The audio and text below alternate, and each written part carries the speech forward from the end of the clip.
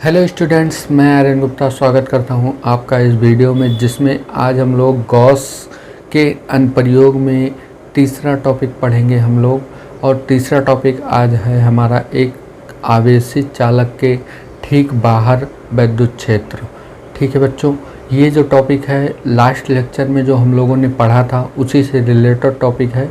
ये टॉपिक का डेरिवेशन तो एग्ज़ाम में नहीं आता है, लेकिन इसके बहुत सारे न्यूमेरिकल्स एनसीईआरटी में भी दिए हैं और आपके अदर्स बुक्स में भी दिए गए हैं। बहुत ही इंपॉर्टेंट न्यूमेरिकल्स होते हैं। अगर ये टॉपिक आप पढ़ लेंगे तो वो न्यूमेरिकल्स आपके लिए आसान हो जाएंगे। बहुत ही इंपॉर्टेंट टॉपिक है, इसलिए इस वीडियो को आप लोग पूरा देखिएगा बिना स्किप किए हुए। तो चलिए शुरू करते हैं आज की अपनी ये वीडियो। इस वीडियो को देखने के बाद अगर आप लोग इसका पीडीएफ चाहते हैं तो पीडीएफ आपको हमारे टेलीग्राम चैनल पर मिलेगा, जिसका लिंक मैं नीचे आपको डिस्क्रिप्शन बॉक्स में दे दूंगा। आप वहां से जाके चैनल को ज्वाइन कर लीजिएगा और इसका पीडीएफ वहीं पर आपको मिलेगा, आप डाउनलोड कर लीजिएगा। अगर मान लीजिए अगर आपको पीडीएफ नहीं मिलता है तो नीचे हमारे कॉन्टैक्ट नंबर शो हो रहा होगा, आप उस पर हमें कॉल कर लीजिए या व्हाट्सअप मैसेज कर लीजिए कि हाँ सर हमें पीडीएफ चाहिए, तो मैं पीडीएफ आपको वहाँ पर अवेलेबल करा दूँगा। ठीक है बच्चों, वीडियो पसंद आए तो वीडियो को लाइक करना, और अगर आप हमारे चैनल पर नए हैं तो चैनल को सब्सक्राइब ज़रूर कीजिएगा, क्योंकि मैं ऐसे ही आपके लिए वीडियो लेकर आता रहूँगा। क्लास 12 फिज़िक्स की मस्त पढ़ाई करने के लिए चैनल को सब्सक्राइब ज़रूर कीजिएगा। प्यारे बच्चों, मैं आपके लिए ही एक वीडियो डेली लाता रहूँगा और आपका कोर्स समय पर ख़त्म करके आपकी अच्छे से फ़िज़िक्स में तैयारी कराऊँगा, जिससे आप लोग फिज़िक्स में 70 नंबर लेकर आएँ। आप लोगों की तैयारी इस तरीके से मैं कराने की सोच रहा हूँ, तो बस आप लोग अपना प्यार और सपोर्ट बनाए रखिए। बच्चों, आज की इस वीडियो में मैंने आपको केवल डेरिवेशन बताया है। इस पर कुछ न्यूमेरिकल्स हैं, उसको मैं आगे की वीडियो में आपको सॉल्व कराऊंगा, तब आपको इस टॉपिक की इम्पोर्टेंस पता चलेगी। ठीक है बच्चों, तो चलिए बिना देरी किए हुए शुरू करते हैं आज का अपना टॉपिक। हम ले चलते हैं आपको अपने स्टडी टेबल पर। आप लोग अपनी कॉपी पेन निकाल लीजिए और अपनी पढ़ाई शुरू कर दीजिए हमारे साथ। चलिए शुरू करते हैं आज की अपनी क्लास। आ गए हम अपने स्टडी टेबल पर और आज हम पढ़ेंगे गाउस नियम के अनुप्रयोग में तीसरा टॉपिक। तीसरा टॉपिक जो है आवेशित चालक के ठीक बाहर विद्युत क्षेत्र। कोई आवेशित चालक है, उसके ठीक बाहर विद्युत क्षेत्र निकालना है हमें। इलेक्ट्रिक फील्ड जस्ट आउटसाइड अ चार्ज्ड कंडक्टर। ठीक है, तो चलिए हम इसको शुरू करते हैं। और इसको पढ़ने से पहले मैं यहाँ पर उसका माना लिखूँगा और फिर उसी के अकॉर्डिंग मैं यहाँ पर फिगर बनाऊँगा। तो आप लोग बहुत ध्यान से देखिएगा, वीडियो बहुत ही इम्पोर्टेंट है, बिना स्किप किए हुए पूरा देखिएगा। चलिए शुरू करते हैं आज का अपना टॉपिक। मैं यहाँ पर माना लिख रहा हूँ, ठीक है, आप लोग इसे ध्यान से देखिए। मैं अभी पढ़कर आपको समझा दूंगा। पहले मैं एक बार यहाँ पे लिख लेता हूँ, फिर उसके बाद पढ़कर आपको समझाता हूँ कि हमें क्या करना है। ठीक है बच्चों, देखिए बच्चों, यहाँ पर हमने माना लिख दिया है। मैं एक बार इसको पढ़ देता हूँ, आप लोग ध्यान से सुनिए। हमने क्या माना है कि माना कि अनंत विस्तार की एक धन आवेशित समतल चालक प्लेट निर्वात अथवा वायु में स्थित है। माना कि प्लेट पर आवेश का पृष्ठ घनत्व क्या है, सिग्मा है। माना कि प्लेट के ठीक बाहर एक बिंदु P है जिस पर विद्युत क्षेत्र ज्ञात करना है। ये जो डेरिवेशन है गाउस के नियम के अनुप्रयोग पर ही है, लेकिन जो इसके पहले हमने आपको वीडियो दी थी, जो आपको एक सीट के निकट r दूरी पर विद्युत क्षेत्र की तीव्रता निकालकर हमने आपको दिया था, ये उसी पर आधारित एक डेरिवेशन है। बस उस वाली डेरिवेशन में जो थी अचालक प्लेट थी, यहाँ पर जो है चालक प्लेट है। अचालक और चालक प्लेट में क्या डिफरेंस होता है, जब हम किसी अचालक प्लेट को आवेश देते हैं तो आवेश जो होता है उस पृष्ठ के अंदर रह जाता है, और जब हम किसी चालक प्लेट को आवेश देते हैं तो चालक प्लेट पर आवेश उसके पृष्ठ के बाहर आ जाता है। बस यही कॉन्सेप्ट लेकर ये डेरिवेशन थोड़ा अलग है। तो हमें इसके बाहर एक बिंदु P है, वहाँ पर विद्युत क्षेत्र ज्ञात करना है। तो चलिए इसके अकॉर्डिंग हम पहले यहाँ पर आपको फिगर बना के दिखाते हैं, फिगर समझाते हैं, उसके बाद इसका डेरिवेशन कर देते हैं। ठीक है बच्चों, वीडियो ज़्यादा बड़ी नहीं है, लेकिन डेरिवेशन इंपॉर्टेंट है, क्योंकि ये डेरिवेशन तो एग्ज़ाम में नहीं आता है, लेकिन इससे रिलेटेड न्यूमेरिकल जो है एग्ज़ाम में ज़रूर पूछे जाते हैं। मैं इस वीडियो के बाद एक दो न्यूमेरिकल इस पर ज़रूर करवाऊंगा आपको, ताकि आपको ये टॉपिक की इम्पोर्टेंस समझ में आ जाए। ठीक है बच्चों, तो चलिए मैं इसके अकॉर्डिंग इसका फिगर बनाता हूँ, आप लोग देखिए यहाँ पर। चलिए मैं यहाँ पे एक समतल प्लेट बना लेता हूँ जिसकी लंबाई अनंत मान लेते हैं। तो यहाँ पर हमने एक प्लेट बनाया ये, और इधर भी इसको बंद प्लेट बनाते हैं। ये हम मान लेते हैं ये प्लेट है और इसकी लंबाई क्या है, अनंत है। ठीक है, अनंत लंबाई को दिखाने के लिए हम इसको कटा हुआ मान लेते हैं। ये क्या है, इसे कटा हुआ है। ठीक है, इसकी लंबाई और भी बढ़ा के हम जोड़ सकते हैं, लंबाई कितनी भी बढ़ा दी जाए। ठीक है, ये प्लेट है, इसको हम आवेश देते हैं। चूँकि ये प्लेट कैसी है, हमने क्या मान रखा है, चालक प्लेट है। तो अभी हमने बताया कि ये कैसी प्लेट है, चालक प्लेट है। तो जब किसी चालक को आवेश दिया जाता है तो चालक उसके आवेश जो है उसके अंदर ना जाकर बाहरी पृष्ठों पर आ जाता है। तो सभी आवेश इसके यहाँ बाहरी पृष्ठों पर आ जाएंगे, समान रूप से बाहरी पृष्ठों पर क्या हो जाते हैं, वितरित हो जाते हैं। ठीक है बच्चों, जो आवेश होता है वो इसके बाहरी पृष्ठ पर समान रूप से यहाँ पर वितरित हो जाएगा, ये ऐसे। ठीक है, मान लो धन आवेश दिया जाता है तो धन आवेश इस पृष्ठ के चारों ओर समान रूप से वितरित हो जाएगा, क्योंकि ये क्या है, चालक है। अभी कल जो हमने डेरिवेशन किया था उसमें अचालक प्लेट थी, तो आवेश जो होता है उस पृष्ठ के अंदर चला जाता है। लेकिन ये कैसी प्लेट है, चालक प्लेट है, इसलिए आवेश इसके बाहरी पृष्ठों पर समान रूप से आ जाएगा। ठीक है, अब यहाँ पर देखिए, अब एक इधर भी आवेश है, इधर भी आवेश है। ठीक है, तो वैद्युत क्षेत्र इधर भी होगा और इधर भी होगा। तो हम इन दोनों, मतलब एक ही प्लेट है लेकिन इस प्लेटों के दोनों ओर आवेश आ गया है, इसलिए इसको हम प्लेट 1 मान लेते हैं। इस वाली को प्लेट 1 मान लेते हैं और इस वाली को प्लेट 2 मान लेते हैं। ठीक है, क्योंकि आवेश जो है इसके बाहर आ गया है। अगर अंदर होता तो हम एक ही प्लेट मानते, क्योंकि आवेश बाहर आ गया है इसलिए इसको 1 प्लेट मान लेते हैं, इसको नंबर 2 प्लेट मान लेते हैं। ठीक है, अब इसके बाहर मान लेते हैं प्लेट 2 की ओर यहाँ पर एक बिंदु P है। यहाँ पर एक बिंदु क्या है, P है, जिस पर हमें क्या ज्ञात करना है, वैद्युत क्षेत्र की तीव्रता ज्ञात करनी है या वैद्युत क्षेत्र निकालना है। ठीक है बच्चों, तो फिगर आप लोग देख लीजिए ध्यान से। अब देखिए बच्चों, यहाँ पर जो है इसको हमने क्या बोला, प्लेट 1, और इसको क्या बोला हमने, प्लेट 2। तो ये जो बिंदु P लिया है हमने, ये मतलब इस बिंदु P पर तीव्रता जो होगी प्लेट 1 के कारण भी होगी और प्लेट 2 के कारण भी होगी। वैद्युत क्षेत्र जो होगा वो प्लेट 1 के कारण भी होगा और प्लेट 2 के कारण भी होगा। तो हम मान लेते हैं प्लेट 1 के कारण जो वैद्युत क्षेत्र होगा वो क्या होगा, E1 होगा। चूँकि प्लेट 1 पर कैसा आवेश है, प्लस आवेश है, तो वैद्युत क्षेत्र जो होगा प्लस आवेश से दूर होता है, तो इस बिंदु P पर प्लस आवेश से दूर होगा वैद्युत क्षेत्र इधर की ओर।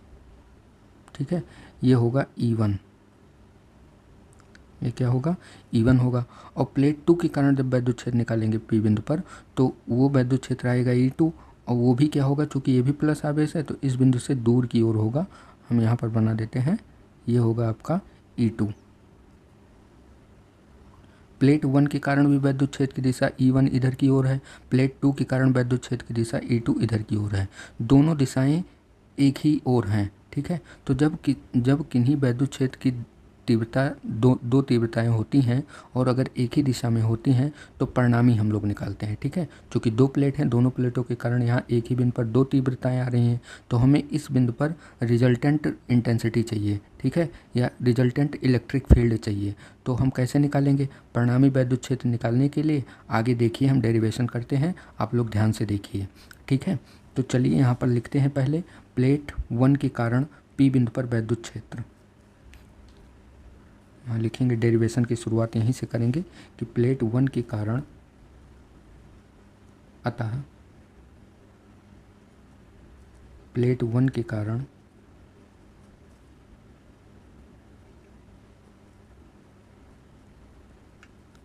P बिंदु पर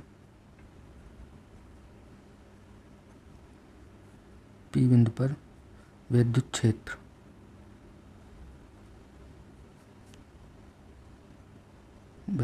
हमने क्या माना है, E1 माना है। P बिंदु पर प्लेट 1 के कारण जो वैद्युत क्षेत्र है वो क्या है, E1 है। तो E1 बराबर, फॉर्मूला क्या होगा, अभी सीट के कारण जो लास्ट लेक्चर में हम लोगों ने पढ़ा था, अगर आप लोगों ने देखा नहीं है तो उसका लिंक ऊपर आई बटन में आ जाएगा, वहाँ से जाकर आप लोग देख लीजिएगा। नहीं तो मैंने प्लेलिस्ट बना के रखी है क्लास 12 फिजिक्स सेशन 2024-25 नाम की। उस प्लेलिस्ट में जाइएगा, आपको सारे डेरिवेशन की वीडियोस मिल जाएंगी। ठीक है, तो ये सीट के कारण जो वैद्युत क्षेत्र की तीव्रता होती है वो क्या होती है, सिग्मा बाई 2 एप्सिलॉन नॉट। तो यहाँ पर E1 कितना होगा, सिग्मा बाई 2 एप्सिलॉन नॉट। ठीक है, सिग्मा बाई 2 एप्सिलॉन नॉट यहाँ पर होगा पी बिंदु पर E1 की वैल्यू। ठीक है, अच्छा एक चीज़ है, यहाँ प्लेट पर आवेश का जो पृष्ठ घनत्व है हमने मान रखा है कि माना कि प्लेट पर आवेश का पृष्ठ घनत्व क्या है, सिग्मा है, तो उसको भी आप लोग यहाँ दिखा दीजिए, उससे कोई दिक्कत नहीं। इस पर भी आवेश का पृष्ठ घनत्व सिग्मा है और इस पर भी आवेश का पृष्ठ घनत्व क्या है, सिग्मा है, दोनों पर। ठीक है, तो प्लेट 1 के कारण पी बिंदु पर वैद्युत क्षेत्र कितना आ गया, E1 बराबर सिग्मा बाई 2 एप्सिलॉन नॉट। ठीक है, दिशा यहाँ पर दिखा देंगे, तो दिशा क्या होगी, प्लेट 1 से दूर। ठीक है, क्या होगी, प्लेट 1 से दूर। तो यहाँ पर लिख दीजिए आप लोग, प्लेट 1 से दूर। ठीक है, ऐसे हम प्लेट 2 के कारण निकालेंगे। यहाँ पर देखिए, प्लेट 2 के कारण पी बिंदु पर वैद्युत क्षेत्र की तीव्रता निकालेंगे E2, वो भी क्या है, प्लेट 2 से दूर है। ठीक है, तो यहाँ पर लिखेंगे तथा प्लेट 2 के कारण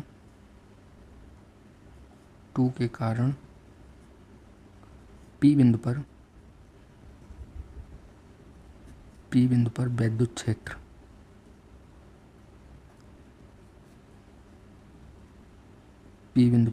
क्षेत्र क्या है, E2 हमने मान रखा है, और E2 बराबर भी क्या होगा, सिग्मा बाई 2 एप्सिलॉन नॉट। ठीक है, क्योंकि आवेश का पृष्ठ घनत्व दोनों पर समान है। ये क्या होगा, प्लेट 2 से दूर। ठीक है, अब यहाँ पर अभी हमने बताया कि दोनों तीव्रताएं एक ही दिशा में हैं, तो यहाँ पर हम अगले पेज पर लिखेंगे कि दोनों तीव्रताएं एक ही दिशा में हैं, तो हम परिणामी तीव्रता निकालते हैं। ठीक है, हम ले चलते हैं आपको अपने अगले पेज पर। ठीक है, यहाँ पर लिखेंगे चूँकि E1 व E2 दोनों तीव्रताएं जो हैं एक ही दिशा में हैं,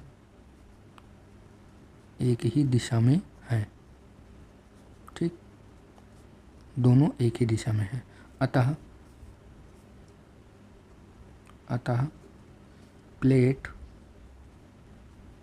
1 व 2 के कारण, मतलब दोनों के कारण बिंदु P पर परिणामी, मतलब रिजल्टेंट परिणामी वैद्युत क्षेत्र, ठीक, परिणामी वैद्युत क्षेत्र।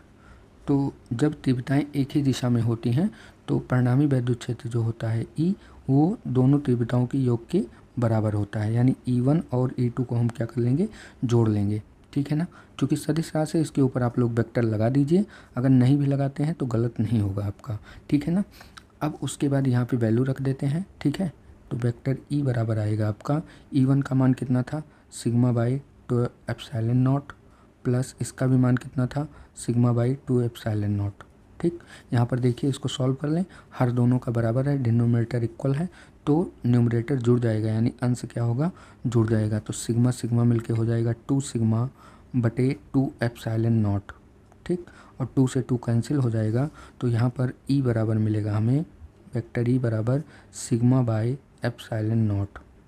ठीक है बच्चों, समझ में आया आपको, ये मिलेगा सिग्मा बाई एप्सिलॉन नॉट। अब परिणामी वैद्युत क्षेत्र की दिशा क्या होगी, क्योंकि दोनों तीव्रताओं की दिशा क्या है, 1 व 2 प्लेट से दूर है, तो परिणामी वैद्युत क्षेत्र की दिशा क्या होगी, दोनों प्लेटों से दूर होगी। तो यहाँ पर लिखेंगे, अतः परिणामी वैद्युत क्षेत्र की दिशा, परिणामी वैद्युत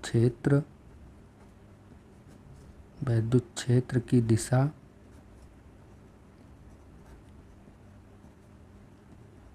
दोनों प्लेटों से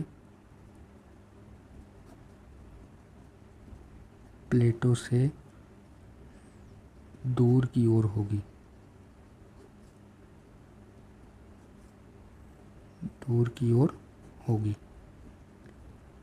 ठीक है, आया समझ में आप लोगों को बच्चों। ठीक है, समझ में आया है तो वीडियो को लाइक ज़रूर कीजिएगा। अब आइए देखते हैं कुछ नोट पॉइंट के बारे में इसके। यहाँ पर देखिए, ये जो फार्मूला मिला हमें, E बराबर सिग्मा बाई एप्सिलॉन नॉट, यहाँ पे कहीं R नहीं है, यानी दूरी का कोई कहीं मतलब कोई गणना नहीं है, इसमें कोई कैलकुलेशन नहीं है। तो हम यहाँ से ये निष्कर्ष निकाल सकते हैं कि इस प्लेट के चारों ओर कहीं भी अगर चाहे इस बिंदु पर या यहाँ कोई बिंदु ले लें, यहाँ कोई बिंदु ले लें, इधर कोई बिंदु ले लें, कहीं भी कोई भी बिंदु ले लें, तो चारों ओर विद्युत क्षेत्र की तीव्रता जो आएगी वो दोनों प्लेटों के कारण यही फार्मूला मिलेगा हमें, सिग्मा बाई एप्सिलॉन नॉट। तो यहाँ पे हम लिख देते हैं निष्कर्ष, आप लोग इसे देख लीजिए। चलिए देखिए हमने क्या निष्कर्ष लिखा। चूँकि इस फार्मूला में आर नहीं है, अतः प्लेट के किसी भी ओर और कहीं भी विद्युत क्षेत्र क्या होगा, समान होगा। ठीक है, यही विद्युत क्षेत्र हर जगह आएगा। ठीक है ना बच्चों, समझ में आया आप लोगों को। चलिए देखते हैं दूसरा पॉइंट्स। अगला पॉइंट है, देखिए यदि प्लेट ऋण आवेशित है तो विद्युत क्षेत्र की दिशा प्लेट के लंबवत प्लेट की ओर होगी। ठीक है, अगर मान लीजिए कोई प्लेट ऐसे रखी है और इस प्लेट को हमने मान लो ऋण आवेश दे दिया। ठीक है, और ये कैसी प्लेट है, चालक प्लेट है या अचालक प्लेट है, कोई भी प्लेट है। अगर बस अंतर दोनों में सिर्फ इतना है कि अगर चालक प्लेट होगी तो आवेश जो देंगे वो बाहर आ जाएगा। ठीक है, और अगर अचालक प्लेट होगी तो जो भी आवेश देंगे वो आवेश उसके अंदर चला जाएगा। ठीक है ना। तो अगर मान लीजिए ऋण आवेशित प्लेट है, हमें यहाँ पर विद्युत क्षेत्र की तीव्रता निकालनी है, मान लेते हैं बिंदु P यहाँ है, तो प्लेट 1 है ये और ये प्लेट 2 है। ठीक है, तो 1 के कारण इसके कारण तीव्रता इस बिंदु पर इसकी ओर होगी, क्योंकि ऋण आवेश के कारण विद्युत क्षेत्र की तीव्रता जो होती है वो ऋण आवेश की ओर होती है। ठीक है, और प्लेट 2 के कारण विद्युत क्षेत्र की तीव्रता E2 ये भी इधर की ओर होगा। ठीक है, दोनों एक ही ओर होंगे, दोनों की दिशा एक ही है। परिणामी निकालेंगे तो परिणामी भी इधर की ओर ही आएगा, यानी प्लेट के लंबवत है, प्लेट ऐसे रखी है, इसकी दिशा ऐसे होगी, लंबवत होगी, लेकिन प्लेट की ओर होगी। यही चीज़ हमने यहाँ पर लिख रखा है। ठीक है ना बच्चों, समझ में आया। तो आज के लिए इतना ही था। आशा करते हैं कि आप लोगों को बेहतर समझ में आया होगा। ये जो टॉपिक है इसका डेरिवेशन एग्ज़ाम में नहीं पूछता है, आप लोगों को टेंशन लेने की ज़रूरत नहीं है। लेकिन अगर ये टॉपिक आपका क्लियर रहेगा तो इस पर जो न्यूमेरिकल मैं करवाने वाला हूँ वो आपके बोर्ड एग्ज़ाम में पूछे जाते हैं। NCERT न्यूमेरिकल है, मैं आपके लिए अगली वीडियो में केवल इस पर आधारित 1 या 2-3 न्यूमेरिकल आपको ज़रूर करवाऊँगा, जिससे आपको इस कॉन्सेप्ट की वैल्यू पता चले। ठीक है ना बच्चों, समझ में आया आप लोगों को। अगर समझ में आया है तो वीडियो को लाइक ज़रूर कीजिएगा और कमेंट करके ज़रूर हमें बताइएगा कि आपको वीडियो कैसी लगी। अगर आप हमारे चैनल पर नए हैं तो चैनल को सब्सक्राइब ज़रूर कर लीजिएगा, जिससे आपको ऐसे ही इंफॉर्मेटिव वीडियो आपकी क्लास 12th से रिलेटेड फिज़िक्स की अच्छे कॉन्सेप्ट से रिलेटेड आपको वीडियो मिलती रहे। ठीक है बच्चों, तो अगर आप लोग इसका PDF चाहते हैं तो PDF आपको हमारे टेलीग्राम चैनल पर मिलेगा, जिसका लिंक मैं नीचे आपको डिस्क्रिप्शन बॉक्स में दे दूंगा। आप वहां से जाके इसका PDF आप लोग डाउनलोड कर सकते हैं, उसका कोई भी चार्ज नहीं देना होगा आप लोगों को। तो मिलते हैं कल के न्यूमेरिकल की क्लास में।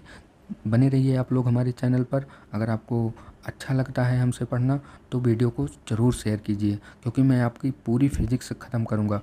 ये हमारा समझ लीजिए आप लोगों से वादा है। और अगर आप हमसे पढ़ेंगे तो मैं आपको एक एक कॉन्सेप्ट क्लियर कराऊंगा, एक एक कॉन्सेप्ट आपका क्लियर होगा, और जिससे आप लोग बोर्ड परीक्षा में ही नहीं अच्छा नंबर लाएंगे, आगे चलकर कोई भी परीक्षा देंगे तो उसमें आपका नंबर जो है वो बहुत ही अच्छा आएगा। चाहे वो आपका IIT हो, JEE हो, नीट हो, कहीं भी अगर फिज़िक्स पूछी जाएगी तो आपका कॉन्सेप्ट एकदम क्लियर रहेगा। तो चलिए मिलते हैं कल की क्लास में। तब तक के लिए आप लोग पढ़ाई करते रहिए, मस्त रहिए। बाय बाय, टेक केयर, जय हिंद, जय भारत।